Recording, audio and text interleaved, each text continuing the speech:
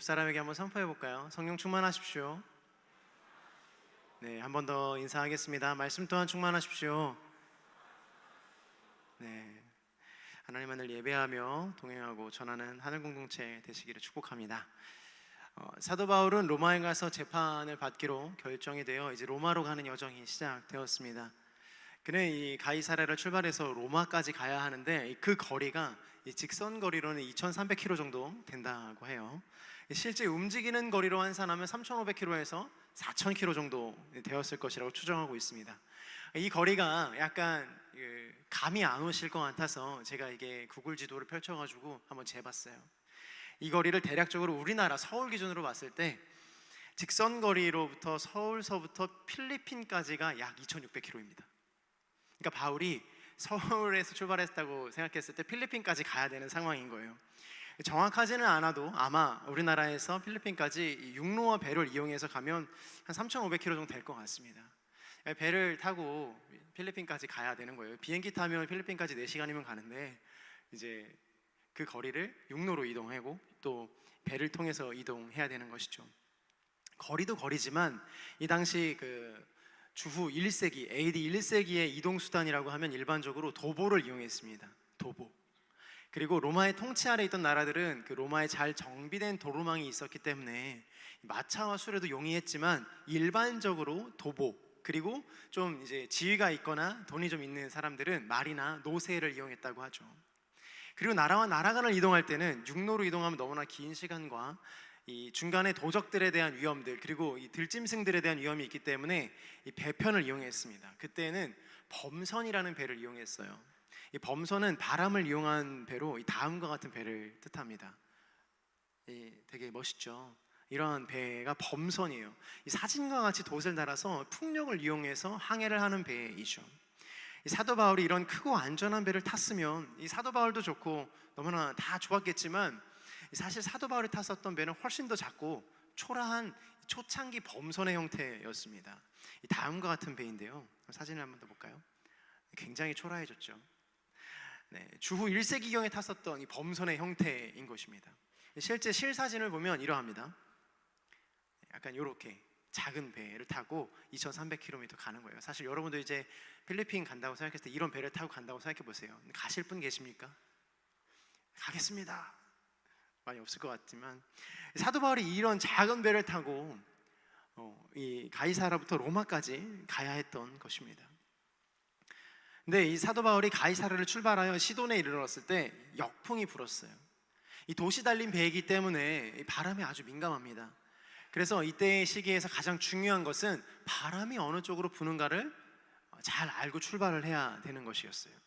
우리나라처럼 여름에는 남동풍이 불어서 또 겨울에는 북서풍이 불어서 계절이 바뀌는 것처럼 바울 일행이 출발할 때에도 이 지중해에 풍랑이 아주 거세게 이는 겨울이었다라는 것이에요. 그래서 이들은 풍랑이 심하지 않은 이 키프로스 해안을 따라서 이동하기로 결정합니다. 이 지도를 좀 볼까요? 이 지도를 보면 이 가이사랴가 밑에 보이시죠? 가이사랴 출발해서 시돈에 이르러서 이 키프로스라는 섬이 있는데 이 섬의 연안을 따라서 이 길리기아와 밤빌리아를 거쳐 이 무라 지역까지 이동하는 것이에요. 이 무라에서는요 알렉산드리아라는 배의 이름으로 배를 갈아탑니다. 왜냐하면 처음에 사도 바울이 탔던 배는 이 무라까지밖에 안 가는 배이기 때문에 그렇습니다. 여러 나라를 항해해서 이 니도 앞바다에 도착을 했거든요. 이 니도라는 무라와 살모네 사이에 있는 저 바다 해안을 니도 앞바다라고 불렀어요.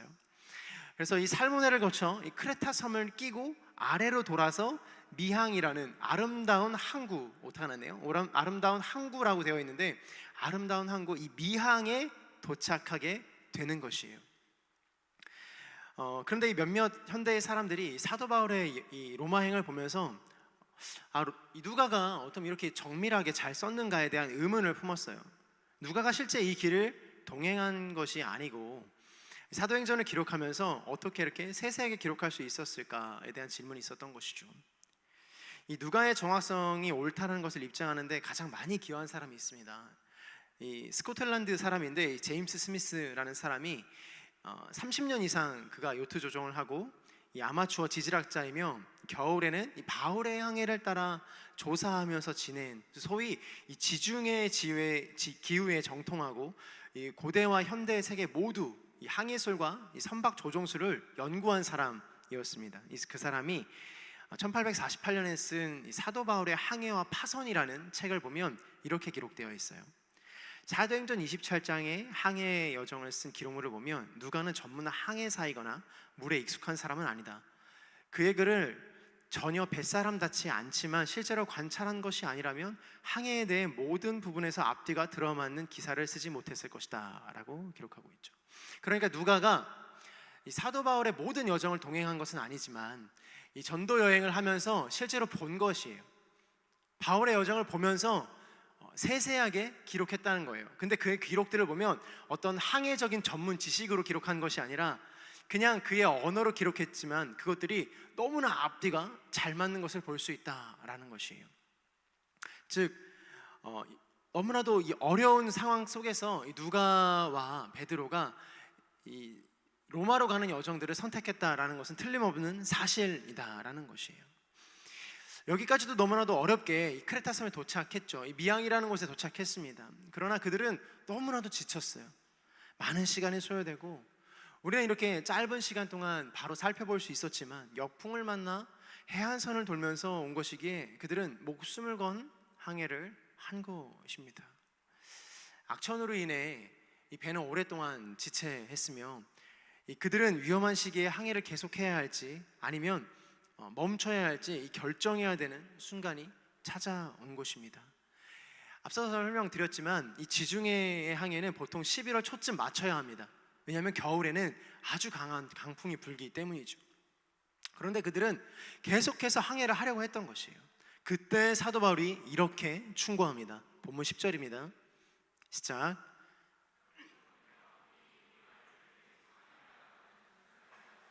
배마침이 큰 손실에 입을 뿐 아니라 우리 목숨도 위태로울 것입니다. 그러니까 우리가 고난을 당하고 시련을 당하게 되면 우리에게 찾아오는 가장 큰 어려움 중에 하나는 바로 이 시야가 굉장히 좁아진다는 거예요. 문제를 정확하게 보지 못할 때가 많다라는 거예요. 우리는 이 성경의 본문을 통해 영적인 사람은 현재의 상황을 보는 정확한 눈이 필요하다는 것을 알 수 있습니다. 이 사도 바울은요 하나님의 사람입니다. 그는 영적인 사람이었어요. 고난을 당할 때에도 하나님을 바라보는 사람이었고 그가 재판을 받을 때에도 예수님을 전파하는 복음 증거자의 사람이었어요. 이 또한 사도 바울은 이 어려운 상황을 정확하게 판단할 수 있는 능력이 있었던 사람입니다. 무엇보다도 그는 이미 이 전도 여행을 통해서 지중해 일대를 여행한 적이 있죠. 바로 이 전도 1차 여행과 2차 여행을 통해서 이미 경험을 했습니다. 그리고 그 중에 3차례의 난파 경험까지 있었기 때문에 경험적으로도 지금 이 시기의 항해가 위험하다라는 것을 알고 있었어요. 경험에 의해서 알기도 했지만 지금 멈추어 서야 한다라는 것을 분명히 알았다라는 거예요. 그게 중요한 포인트인 거예요. 이 원문을 찾아보면 이 10절에 내가 보니라는 단어의 번역이 있습니다. 이 번역은 이 데오로스라는 단어에 유래했는데 이 신의 정함임을 의미합니다. 이는 이 필연적으로 일어날 일이기도 하지만 성령의 감동에 의해서 주어진 것을 뜻하는 것이죠. 즉 사도 바울이 이 문제를 놓고 하나님께 기도하니 이게 지금 멈춰야 할 때고 전열을 다시 가다듬어야 될 때다 라는 기도의 응답을 받은 것이에요. 사랑하는 여러분, 우리도 그렇지 않습니까? 분명히 기도를 하면 내가 지금 이 일을 하면 안 될 것 같은 생각이 들고 이 길이 하나님께서 싫어하는 길임을 분명히 알고 있음에도 불구한데 심지어 그것이 선한 길이 아님을 영적으로도 아는데도 불구하고 우리는 인생의 이 오류의 길을, 죄악의 길을 걸어갈 때가 있지 않습니까? 하나님께서 아무리 음성으로 들려주셔도 실제로 내가 그 음성에 순종하지 않으면 아무 소용이 없다는 것이에요. 피할 수 없는 고난의 길에 내가 스스로 걸어 들어가는 꼴이 되는 것입니다. 안다는 것에서 멈추지 않게 되기를 축복합니다. 이것이 잘못이라는 것에 대해서, 이것을 가면 안 된다라는 것에 대해서 아는 걸로 멈추는 것이 아니라 기도했을 때 하나님께서 아니다라고 말씀하시면 용기를 가지고 믿음을 가지고 멈추어 설 수 있는 믿음의 결단이 필요한 것이죠. 사랑하는 여러분, 거룩함도 그러한 의미에서 습관입니다. 주를 경배하는 것도 우리의 입술의 습관인 줄로 믿습니다. 할렐루야. 저는 선포합니다. 오늘 저와 여러분의 이 신앙과 삶의 속에서 거룩한 습관들로 채워진 은혜가 있게 되기를 축복합니다. 아는 것으로 멈추지 않고, 그것이 잘못된 것이라는 것을, 그것이 불순종의 길이라는 것을 아는 것에서 멈추지 않고 실제로 멈추어 서야 된다라는 것이죠. 그러나 이 일행을 이끌고 있는 이 호송 책임자는 고난이 찾아오자 역시나 사도 바울의 말을 듣기보다 평소에 자신이 의지하던 것들을 따랐습니다. 본문 11절인데요, 함께 봉독해 보도록 하겠습니다. 시작.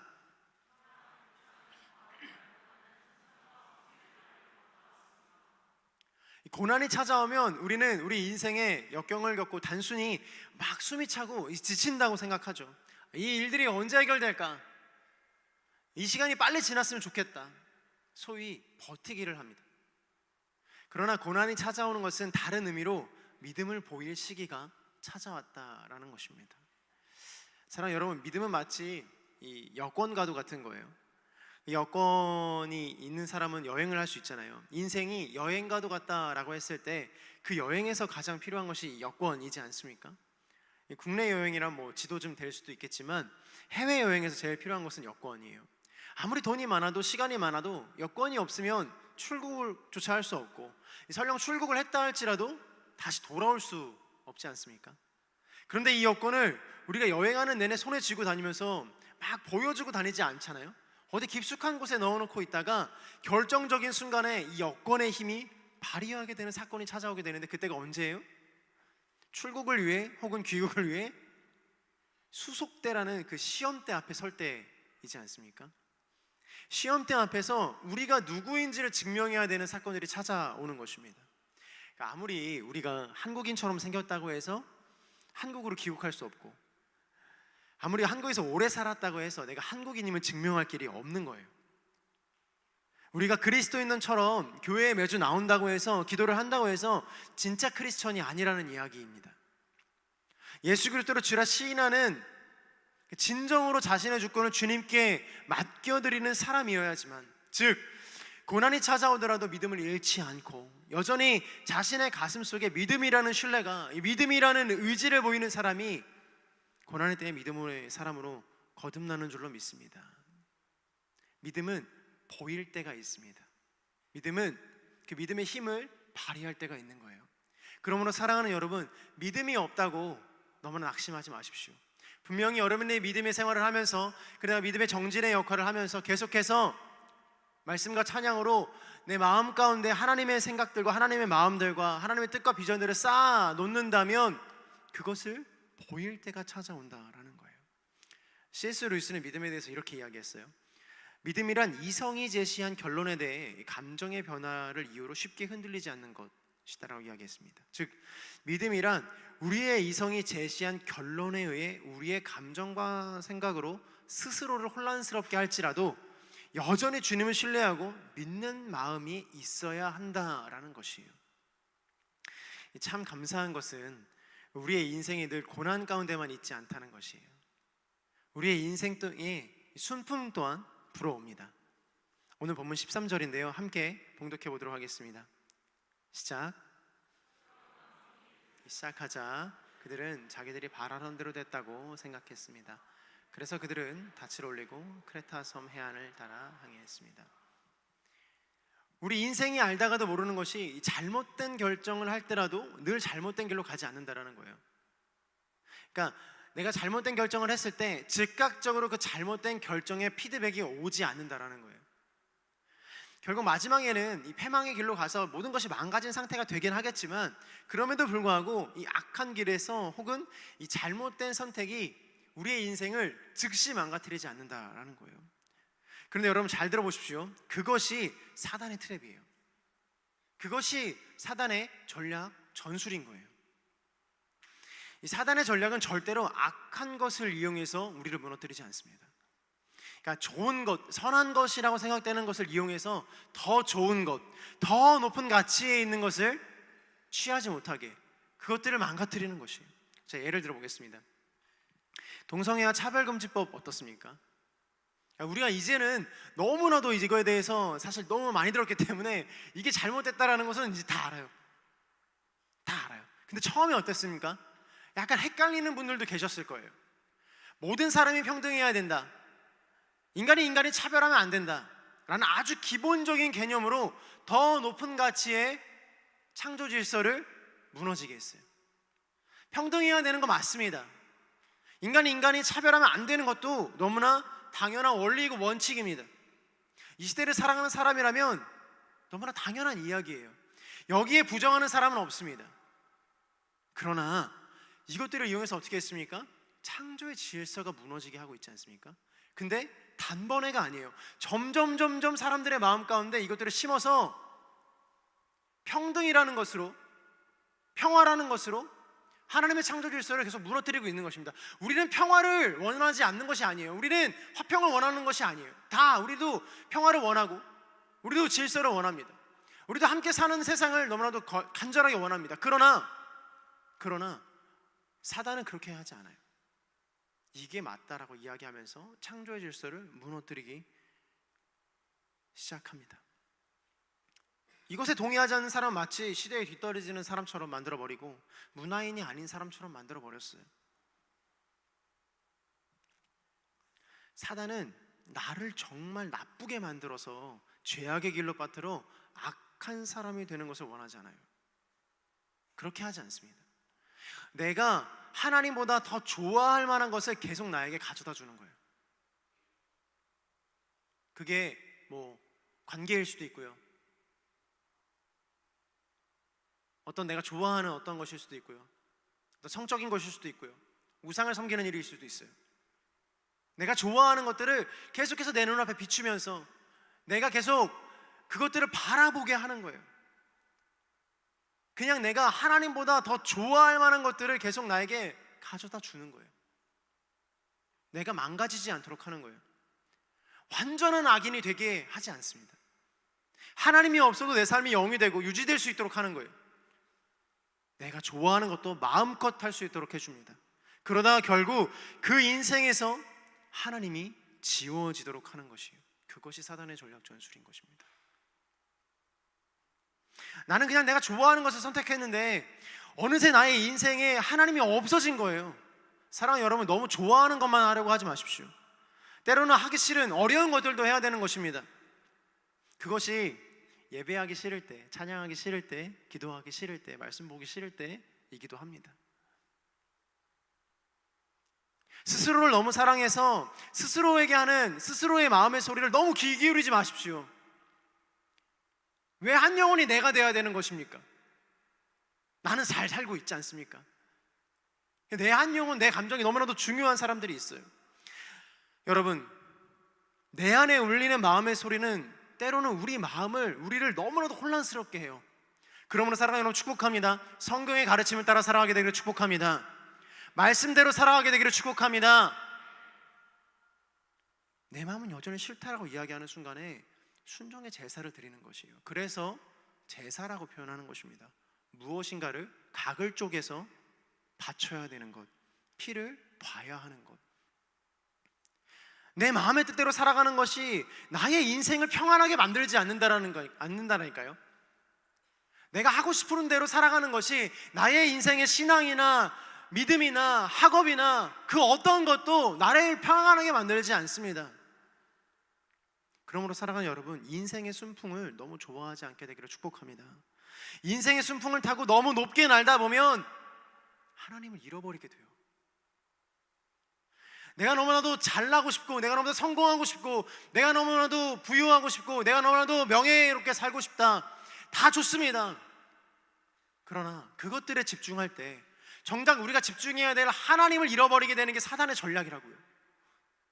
그것들이 틀렸다라는 게 아니에요. 그것들이 나쁘다라는 게 아니에요.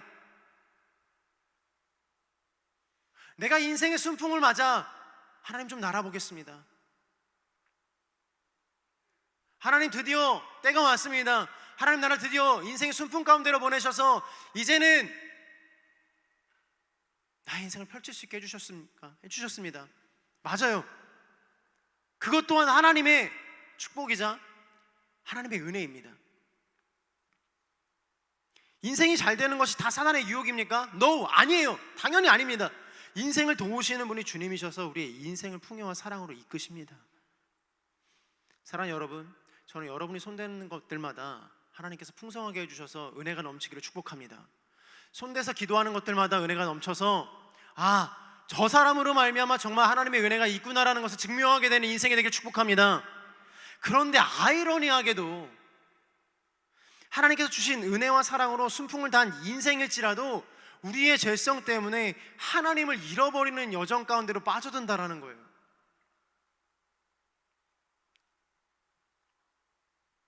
자신들이 현명하다고 생각되어 출발했던 이 순풍의 항해가 결국 하나님이 없는 항해가 되어버렸다라는 것입니다. 그들은 어떤 결과를 맞이하게 되죠? 오늘 본문 14절부터 17절까지입니다. 함께 봉독해 보겠습니다. 시작.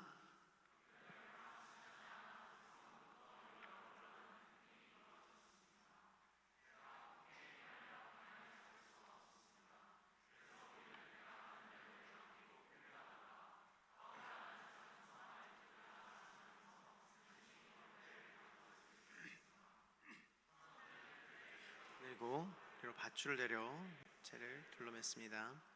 그리고 가다가는 배가 스르디스 해안의 모래 언덕에 처박힐까 두려워 그들은 닻을 내려 표류하게 됐습니다.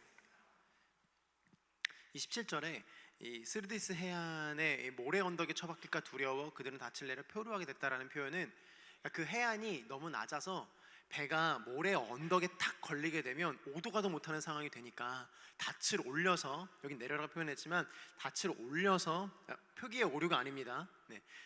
닻을 올려서 배를 표류하게 만든 거예요. 거기에 언덕에 걸쳐버리면 아예 오도 가도 못하기 때문에 그냥 표류하게 만든 거예요. 그래서 이 바울을 호송하는 호송선은 이 순한 남풍을 타고 더 항해를 하기로 결정했습니다. 그러나 이내 곧 유라굴로라는 태풍, 개역개정에는 광풍이라고 이야기하는데 이 태풍을 만나게 되는 거죠. 순풍은 찰나였고 그들에게 불어닥친 이 태풍은 그들의 목숨을 위협하기 시작했습니다. 배가 바람에 휩쓸려 버리자 더 이상 의지할 항구와는 점점 더 멀어져 버렸고요. 광활한 바다로 나아가게 된 것이에요. 사랑하는 여러분, 순풍으로 출발한 그 배였지만 모두가 다 확신에 차서 갈 수 있다라는, 순풍이 불어서 이제는 우리가 더 항해를 할 수 있다라는 믿음에 차서 출발한 그 여정이었지만 그들은 유라굴로라는 광풍을 만났어요. 고난을 경험하는 것이죠. 그러니까 왜 우리의 인생 가운데 이러한 뜻하지 않은 고난이 찾아올까요? 이 바울의 입장에서는 그냥 주님께서 로마로 가라고 말씀하셨으면 그냥 로마로 잘 보내주시면 되지, 왜 또 유라굴라라는 이 태풍을 만나 이 바울 또한 고난에 처하게 되는 걸까요? 우리 인생에 찾아오는 이 고난은 대체 어떻게 해석해야 하는가? 이게 참 숙제와도 같습니다. 우리가 믿는 하나님은 전능하신 하나님이신데, 그리고 그 전능은 왜 나의 삶에만 해당하지 않는 것일까? 한 번도 하나님의 전능을 경험한 적이 없고 한 번도 나의 고난 가운데 주님께서 이렇게 막 역사하셔서 뒤집어 놓으셔서 360도 막 나를 돌리시고 막 이렇게 바꾸셔서 180도로 뒤집으셔서 모든 것을 다 온전하고 완전하게 바꾸시지 않으시는가? 분명 성경은 하나님께서는 불가능한 일이 없다라고 말하고 있거든요. 그리고 믿지 않는 사람들과 이야기를 나누다 보면 하나님이 존재한다면 그가 선한 분이시다라면 왜 선함을 나타내지 않으시냐라는 말을 우리는 흔히 듣게 돼요. 하나님이 전능하시다면 왜 선함을 나타내지 않으시고 믿는 자들을 왜 잘 살 수 있도록 해주시지 않으시는가? 사랑하는 여러분, 전능에 대해서 좀 설명해보고 싶어요. 하나님의 전능은 이 모든 것은 하실 수 있으나 우리의 상식 안에서 불가능한 것을 하시는 분이 아니시다라는 거예요. 다시 설명해드리면 하나님은 사실 모든 걸 다 하실 수 있으세요. 그러나 우리의 상식선 안에서 그분의 전능이 펼쳐진다라는 이야기예요. 가령 이런 것입니다. 하나님의 방법이 있어요. 우리가 지금 다리가 부러졌어요. 다리가 부러져서 한층 더 계단을 올라가야 되는데 갑자기 시공간을 이당해서 내가 기도하면 갑자기 내가 3층에서 4층으로 이동하는 것이 아니라 하나님의 기적과 은혜는 누군가 나를 안고 올라갈 사람을 보내주시는 것이다 라는 것이에요. 거기에는 그 누군가 나를 업고 갈 때 미안해하는 감정과 고마운 감정과 그리고 업고 올라가다가 쉬어야 되는 순간들도 포함되고요. 그리고 올라가다가 넘어지기라도 하면 아는 사람도 그리고 업힌 사람도 다쳐야 되는 다양한 상황들이 존재해요. 그러니까 단순히 하나님께서 문제를 해결하실 때 그 문제 자체를 해결해 주시지 않으신다는 거예요. 내가 지금 이렇게 서 있습니다. 제가 이렇게 서 있는데 갑자기 시공간을 이동해서 저 문 밖으로 제가 간다고 생각해 보십시오. 하나님이 이런 기적을 일으키실 수 있을까요? 있을 수 있습니다. 그러나 절대 그렇게 하지 않으신다라는 거예요. 왠지 아세요? 이것이 하나님의 기적이라고 믿는 사람들이 있는가 하면 그렇지 않은 사람들도 있기 때문에 그래요. 이것을 통해서 자신이 이단임을 이야기하는 사람들도 있고 사이비 종교들이 발생할 수 있으며 수많은 혼란과 수많은 어려움들을 발생시킬 수 있기 때문에 하나님은 그런 기적을 원하지 않으시는 거예요. 가령 이런 것과 비슷한 거예요. 내가 수능을 너무 못 봐서 지금 대학을 들어갈 수 없는 상황이 되었습니다. 할렐루야, 축복합니다. 우리 수능 본 친구들 주님의 은혜가 있게 되기를 축복합니다. 너무 못 봤어요. 근데 갑자기 내가 서울대에 입학하게 되는 거예요. 할렐루야, 아멘. 이렇게 되기를 축복해요. 근데 그런 일이 일어나지 않습니다. 이런 일이 일어날 때 우리는 어때요? 마음이 어때요? 이거 너무 어려운 일이잖아요. 사회에서도 이렇게 하면 언론이며 뭐 모든 가십거리가 되지 않습니까? 그러니까 불가능한 일을 가능하게 하시는 분이시지만 우리의 인지적인 상태 안에서, 우리의 인성 안에서 하나님께서 역사하신다는 거예요. 다리가 부러져서 올라갈 수 없는 상황 속에서 기도하면 나를 도울 분을 붙여주신다는 게 하나님의 기적인 줄로 믿습니다. 여러분의 어려움 속에서, 여러분의 고난 속에서 그 고난을 해결하는 것이 아니라 고난의 길에서 동역자를 만나고 고난의 길에서 하나님을 만나며 고난의 길에서 주님의 은혜를 체험하는 것이 하나님의 기적이고 하나님의 은혜이며 믿음의 사람들이 경험할 주님의 축복인 줄로 믿습니다. 기도가 바뀌어야 되는 거예요. 하나님 이 문제를 해결해 주십시오. 하나님 이 문제가 나에게서 완전히 떠나게 해 주십시오라고 기도하는 것이 아니라 주님께서 도울 분들, 주님께서 도와주실 분을 나를 찾게 해 주십시오.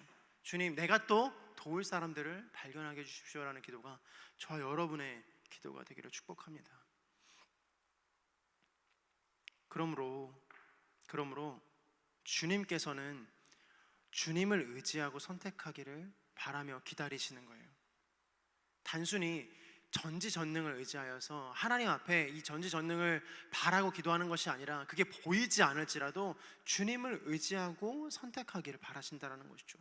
너무나 고통이 큰 나머지 이 고난을 해석할 능력도 사라져 버리게 되면 고난 가운데 계시는 하나님의 의도를 발견할 수가 없어요. 내가 다리가 부러져 3층, 4층 올라가야 되는데 너무나 이 큰 사건 속에서 못 올라가는 그 사건만 발견하면 나를 도와줄 사람을 발견할 능력을 잃어버린다는 거예요. 이미 하나님께서 그 사람을 붙여주셨음에도 불구하고 이미 하나님께서 그 문제를 해결할 실마리를 주셨음에도 불구하고 알 수 없다라는 거예요. 거기다가 우리가 더 집중하게 되는 것은 무엇입니까? 이 고난의 이유가 무엇인가에 대해서 집중하게 돼요. 왜 나는 이 인생에 유라굴로와 같은 광풍을 만났는가? 이 고난의 이유를 찾다가 신앙을 잃어버리는 사람들이 많습니다. 하나님 없이 순풍만을 믿고 떠난 항해가 결국 모든 것을 잃어버리게 되는 것인데 오늘 본문 18절에서 20절까지의 말씀을 보겠습니다. 시작.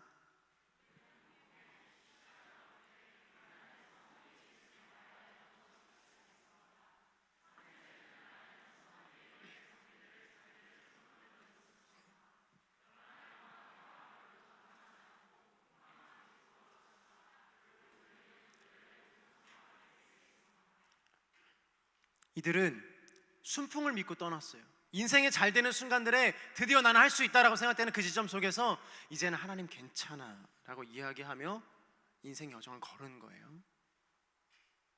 그러다 고난을 만났어요. 하나님 왜 이 고난을 주십니까? 라고 기도하지만 하나님 응답하지 않으시죠. 왜냐? 이미 내 인생에 순풍이 불었을 때 그 인생에는 하나님이 없었으니까요. 그 사람들이 유라굴로라는 광풍을 만났을 때 어떠했습니까? 오늘 본문의 말씀처럼 배의 모든 사람들이 그 안에 있던 것들을 다 버리기 시작했어요. 먼 항해에 필요한 모든 것들을 바다에 버리기 시작했다라는 거예요. 식료품이며 생명을 유지할 모든 것들을 버리기 시작했어요. 왜냐? 오히려 그것 때문에 내 생명을 잃어버릴 수 있기 때문에 버릴 수밖에 없었어요. 게다가 자신들을 인도하던 별과 달도 보이지 않기 시작했습니다. 정말 이제는 표류하게 된 것이에요. 몇 날 며칠을 그 어두운 바닷속에서 빛도 없이 소망도 없이 살아가게 된 것이에요. 결국엔 그 소망까지 잃어버려서 죽을 날만 앞두고 있는 것입니다. 사랑하는 여러분, 고난의 대명사가 누구죠? 욥이죠. 네. 이 시대를 통틀어서 가장 큰 고난을 받은 사람은 아마 욥일 거예요. 그는 그가 가진 모든 것을 잃었고 무엇보다도 그 사랑하는 가족을 잃었습니다. 그러나 생각해 보세요. 하나님께서 마지막에 그걸 다 회복해 주셨잖아요. 근데 가족을 잃은 슬픔이 다른 가족이 채워진다고 해서 그 슬픔이 해결되나요? 마음에 난 상처기는 다시 회복되지 않아요. 여전히 흉터로 남아있다는 거예요. 욥과 그 친구들이 욥의 고난의 이유를 들어 이런저런 이야기들을 하기 시작해요. 심지어 어떤 친구는 심지어 욥조차도 고난의 이유에 대해서 명확하게 설명하지 못합니다. 그래서 욥은 이렇게 말해요. 욥기 13장 3절이거든요. 시작.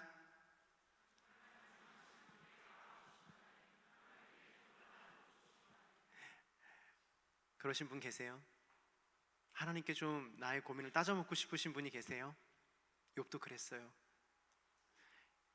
욥은 결국 마지막 때 이르러 하나님께 따져묻고 싶다라고 하나님께 이야기하고 있어요. 결국 이 고난의 이유를 주님께서 말씀해 주셔야 한다라는 거예요. 다음 구절에서 욥의 의도가 분명히 더 드러나는데요. 13장 22절부터 13장 23절까지입니다. 같은 장인데요. 시작. 나를 부르십시오. 내가 대답하겠습니다. 아니면 내가 말하겠으니 주께서 대답해 주십시오. 내가 저지른 잘못과 지은 죄가 얼마나 많습니까? 내 허물과 내 죄를 알려주십시오. 욥은 정말 궁금했어요. 나는 너무 하나님을 경외하는 사람이었고 나는 정말 죄를 짓고 살아가지 않은 사람이었는데 주님 왜 고난을 허락하시죠? 나는 새벽 예배도 너무 열심히 나오고 말씀도 잘 보고 찬양도 잘 들고 찬양팀도 섬기고 예배도 섬기고 차세대도 섬기고 일주일 하루도 쉬는 날이 없는데 주님 내 인생 가운데는 왜 고난이 찾아오는 것이죠? 따져먹고 싶을 수도 있을 것 같아요. 그러면서 이야기하는 거예요. 23절에 내가 저지른 잘못과 지은 죄가 도대체 얼마나 있길래 주님 이런 고난을 허락하십니까? 내 허물과 내 죄를 알려주십시오. 내가 왜 이런 고난을 받아야 됩니까? 라고 이야기하는 거예요. 근데 하나님께서 욥의 이야기를 계속 이렇게 들으시다가 끝까지 침묵하시다가 38장에 이르러서 욥에게 폭풍 속에서 등장하셔서 말씀하십니다. 너는 지금부터 대장부처럼 허리를 묶고 내가 묻는 질문에 대답해 보아라 라고 말씀하시면서 하나님께서 질문을 쏟아내기 시작하시는데 내가 땅의 기초를 놓을 때 너는 어디에 있었느냐? 내가 바다의 샘에 들어가 보았느냐? 그 깊은 물밑을 네가 보았느냐? 혹은 사망의 문에 네가 가보았느냐? 욥이 도저히 대답할 수조차 없는 질문들을 하기 시작하세요. 결국 욥이 하나님 앞에 두 손을 들고 항복해요. 내가 죽게 되어 귀로만 들었사오나 이제는 눈으로 주를 배옵나이다 라고 욥이 고백하는 것이에요. 하나님의 주권을 인정한 것이에요. 사실 우리가 고난을 해석하기 위해서 욥기를 많이 보는데 욥기는 고난에 대한 질문은 단 하나도 하고 있지 않아요. 성경 어디를 살펴봐도 우리 인생에 대한 고민의 답을 줄 수 있는 부분이 없어요. 근데 무엇을 주느냐? 하나님이 그 고난 가운데 계시다라는 것을 이야기하고 있어요. 고난의 뜻을 설명하고 고난의 이유를 설명하지 않습니다. 내가 왜 무너졌는지, 내가 왜 하나님을 떠났는지 그것은 스스로 돌이켜보면 알 수 있는 부분이에요.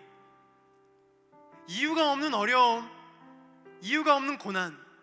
죄송해요, 여기도 이런 분이 계실 수도 있는데 왜 우리 엄마 아빠를 잃어버려야 하나요? 왜 나는 부모가 없이 자라야 하나요? 왜 나는 벌어진 사생활처럼 살아야 하나요? 왜 나는 처음부터 부모가 없어야 하나요? 왜 나는 지금까지 아무런 은혜와 사랑도 모르고 자라야 하나요? 이 모든 것들에 대한 대답이 성경에 없다고요. 그러나 그 폭풍 속에서 주님을 만날 수 있다라고 분명히 성경은 기록하고 있어요. 인생의 유라굴라 광풍같이 광풍이 불어올 때가 있습니다. 그때 주님께서는 이렇게 말씀하십니다. 오늘 본문인데요, 오늘 본문 24절입니다. 함께 봉독해 보도록 하겠습니다. 시작.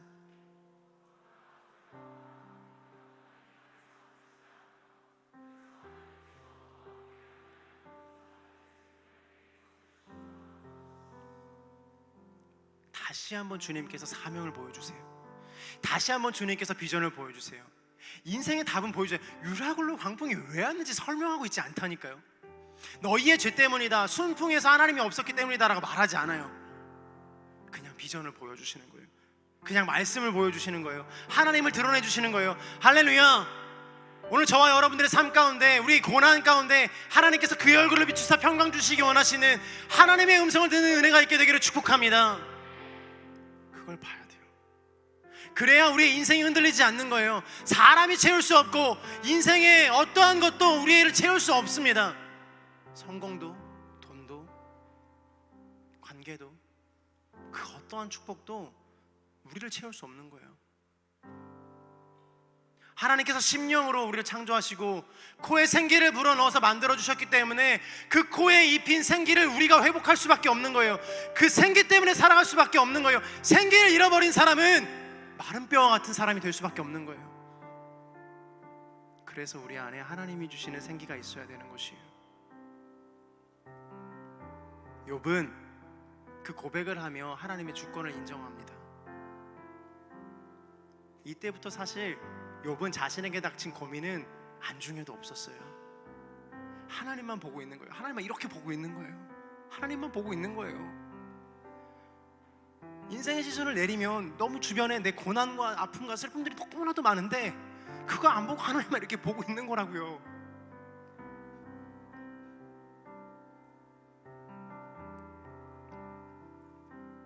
배가 폭풍에 휘말려 방향을 잡을 수 없다라는 이 본문의 의미는요, 원문으로 해석하면 우리가 계속 쫓겨가고 있다라고 해석하거든요.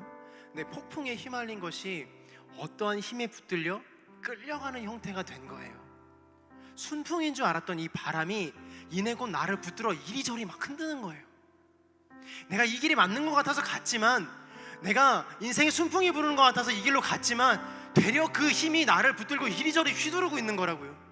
사랑하는 여러분, 인생의 방향을 잃고 표류할 때 우리의 등대가 되시는 주님을 바라봐야 되는 것이 당연한 것이 아닙니까? 내가 사람을 의지하고 내 경험을 의지하고 내 실력을 의지하였다면 그것이 곧 유라굴로의 강풍이 되어 나를 이리저리 끌고 다니게 되는 것이에요. 십자가만 바라보게 되기를 축복합니다. 십자가만 바라보게 되기를 축복합니다. 고난이 여러분을 덮칠지라도, 사방으로 우겨쌈을 당할지라도 예수님만 있으면 되는 거 아닙니까? 거기까지 가봐야 되는 거 아닙니까? 하나님, 내가 예수님만 있으면 됩니다. 하나님, 내가 주님의 복음만 있으면 됩니다. 하나님, 나는 십자가만 보고 달려갑니다. 사도 바울이 그랬던 것처럼 2300km도 상관없고요, 4000km도 상관없습니다. 5000km도 상관없습니다.